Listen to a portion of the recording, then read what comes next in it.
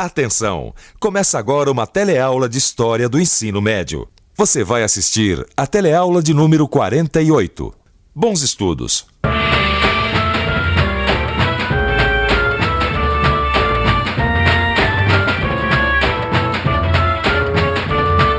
Você vai ver o que o novo governo republicano fez para tentar equilibrar a situação política.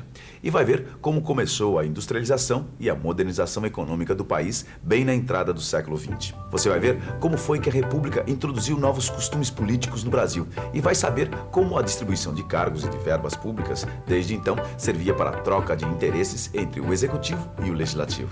Quer dizer, você vai saber como foi que começou no Brasil a política do é dando que se recebe.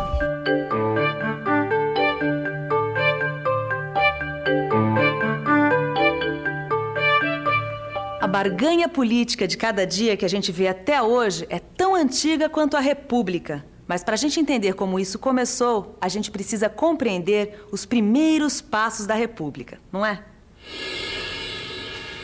É claro que as disputas de poder nos primeiros anos da República provocaram muitas crises entre os militares, os políticos e a população.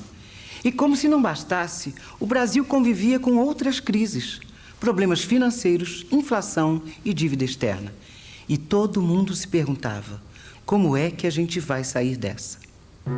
Cada grupo político pensava numa saída diferente para a crise republicana brasileira. Para você ter uma ideia, a saída pensada pelo grupo mais forte, que era ligado aos cafeicultores de São Paulo, era radical.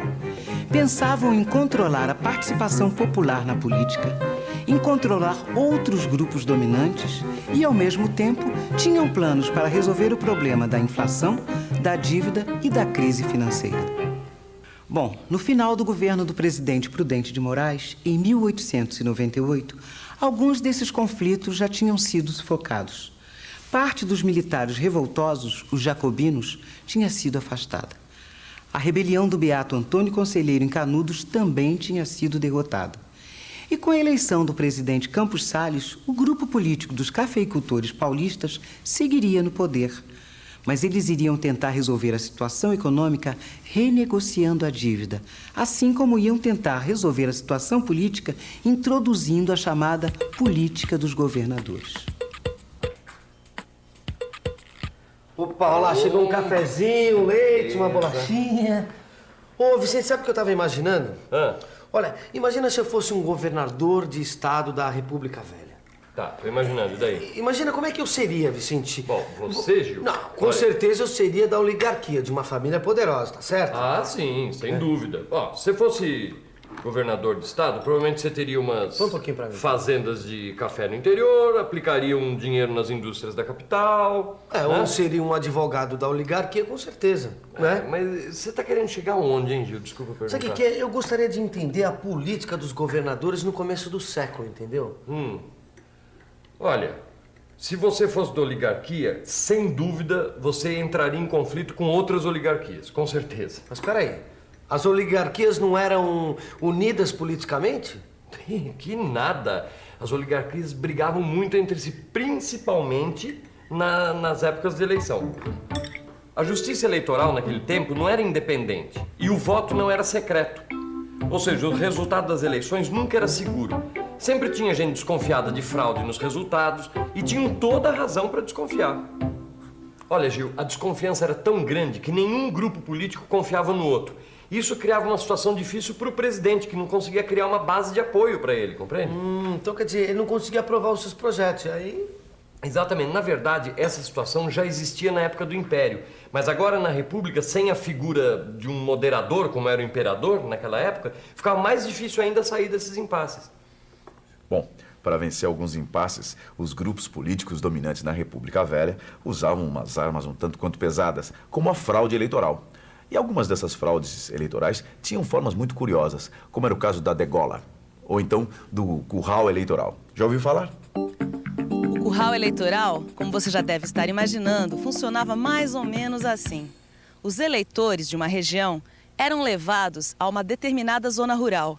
Lá, eles encontravam uma pessoa que era chamada o coronel, que era a pessoa mais poderosa da região. O coronel entregava para cada uma dessas pessoas um envelope com o nome dos candidatos em que essas pessoas eram obrigadas a votar. Senão, E além do curral eleitoral, outra fraude muito comum, como eu disse, era a degola. Quer dizer, a eliminação de um candidato que não interessava ao governador. Por aí você pode imaginar como a barra era pesada para quem não seguisse tintim por tintim a cartilha do governador nas eleições. Esse instrumento aqui, o título de eleitor, já existia desde 1881. Mas as fraudes corriam soltas, porque existiam muitos fantasmas com títulos iguais a esse. Além, naturalmente, dos eleitores defuntos, dos eleitores com nomes falsos e das contas que nunca davam certo no final da apuração dos votos. Pô, Vicente, imagina, se eu fosse um governador da República Velha, eu seria um coronelão, rapaz. É provável. Agora, se você não fosse um coronel, com certeza você teria que ter o apoio dos coronéis do Brasil rural daquela época. Caramba, hein, rapaz, olha só. Porque naquela época, quem mandava mesmo era o presidente e os governadores. Os deputados, na verdade, eram pau-mandado deles. Mas espera aí, Vicente, deixa eu ver se eu entendi. Então quer dizer que os governadores é que decidiam os candidatos que iam ser eleitos deputados? Exatamente. E já estava combinado que esses deputados iam apoiar o presidente. Então ficou fácil, né, Vicente? Não tinha crise política, todo mundo ali no esquema do presidente. Exatamente. Na verdade, o governador controlava a política no curral dele, quer dizer, no seu estado. E além disso, ele ainda contava com as verbas, com as nomeações, com as concessões do governo federal, entendeu? Bom, se era assim entre o presidente e os governadores, então não era diferente entre o governador e os prefeitos. Não, era tudo a mesma coisa. Na verdade, nessa época, a conquista do poder era feita em cima de uma grande troca de favores entre os coronéis e os políticos, entendeu? Claro. Que, inclusive, alguns historiadores chamam isso de pacto oligárquico. A Bahia é um bom exemplo. Mas a Bahia nem tinha tanto poder assim. A Bahia, assim como estados como Rio Grande do Sul, Rio de Janeiro e Pernambuco, era um estado de segunda grandeza. Em termos de poder político na República Velha, esses dois aqui, olha. Minas Gerais e São Paulo é que eram os estados de primeira grandeza. Mas olha, esse negócio de primeira grandeza, segunda grandeza, só revela que existia uma hierarquia entre os estados. Portanto, a autonomia de cada um deles era diferente. Uns tinham mais autonomia que os outros, tornando o nosso federalismo previsto pela Constituição desde 1891 um tanto desigual. Poxa, Vicente, era uma situação de desigualdade mesmo, né? Olha, São Paulo e Minas praticamente mandavam no governo federal, rapaz. E o pior é que os estados menores constantemente sofriam intervenção federal, entendeu? Que coisa, hein? Era o que se chamava de política do café com leite. Com um pouquinho de açúcar do Rio de Janeiro, de Pernambuco. O cacau da Bahia, a carne do Rio Grande do Sul e por aí vai, né? Mas bem ou mal, foi assim que o governo resolveu os impasses do novo regime republicano. Apesar que tá na cara que nessa época a nossa democracia era uma farsa, né? Não, e outra que pra se organizar um partido político naquela época devia ser uma tremenda dificuldade, né? Imagina. Por isso, justamente, que na República Velha não existia nenhum partido nacional. Só os partidos regionais é que tinham poder, entendeu? E rodízio de partidos no poder, nem pensar. Puxa, Vicente, não tinha ninguém que se revoltava com essa situação? Ah, tinha. Olha, nessa época teve muito quebra-quebra, viu? Olha só. Essa era uma época de grande industrialização. E muitos trabalhadores na indústria e no comércio naquele tempo eram imigrantes. E eles se organizaram em sindicatos como já faziam nos seus países de origem. Assim, ao contrário do que acontecia no campo, nas principais cidades brasileiras, o movimento dos trabalhadores chegou a organizar greves e quebra-quebras contra a política do governo. Pô, Vicente, pelo menos nas grandes cidades teve muita reação popular na República Velha. Ah, teve, né, Gil? Porque pensa o seguinte, nas grandes cidades, a liberdade das pessoas se organizarem é maior, assim como a liberdade das ideias circularem também é maior, né? Mesmo assim, não teve nenhum movimento maior contra aquele tipo de governo. Ah, não. teve. Nesses primeiros anos do século não teve mesmo, porque o poder logo se organizou com as oligarquias, entendeu? É, claro. Então, mesmo nas cidades maiores, o esquema de fraude funcionava perfeitamente. Até no Rio de Janeiro, que era a grande capital, as eleições eram fajutas. Os chefes políticos das diferentes freguesias da cidade criavam todo tipo de tumultos para afastar os seus adversários da eleição. E se fosse candidato de origem popular, então, aí o cara estava perdido mesmo. Bom, você está percebendo que derrubar a monarquia até que foi fácil. Difícil mesmo foi fazer a república como sonhavam os liberais e os positivistas, os militares e os civis que organizaram a república. A base da república, que seria o equilíbrio entre os três poderes e o princípio do federalismo, com a participação de todos os estados no poder, logo virou uma farsa.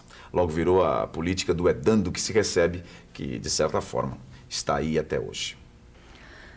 Hoje em dia, é claro que o Brasil é um outro país, mas muita coisa permanece igualzinha como era na época da República Velha. É por isso que é importante a gente estudar história, para aprender a origem das coisas e saber como mudar, quem sabe até para melhor. Agora dê uma olhada no que você aprendeu nesta teleaula e confira o que você já sabe. E atenção, se liga aí que é hora da revisão. Na nossa teleaula de História, você ficou sabendo que a instabilidade política dos primeiros anos da República foi resolvida através da política dos governadores.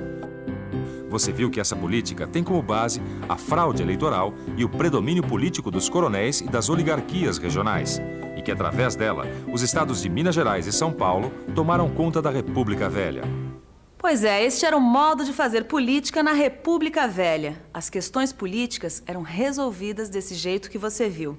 Mas, como você sabe, o governo tinha graves problemas econômicos nesse período. Como esses problemas foram enfrentados, é um assunto para a próxima teleaula. Não perca e até lá!